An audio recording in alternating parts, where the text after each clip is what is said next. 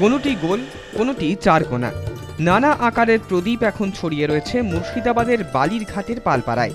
সারা বছর মাটির অন্যান্য সামগ্রী তৈরি হলেও বিশ্বকর্মা পুজোর পর থেকে শুধুই প্রদীপ তৈরির কাজ করেন এখানকার মৃৎশিল্পীরা।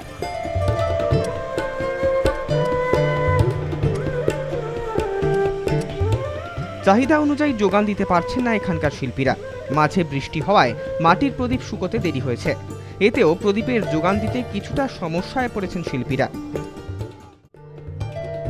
বাজারে বিভিন্ন ধরনের লাইট পাওয়া গেলেও মাটির প্রদীপের চাহিদা একই আছে বলে দাবি মৃৎশিল্পীদের। এখানকার প্রদীপ শুধু জেলায় নয়, পাড়ি দেয় অন্যান্য জেলাতেও।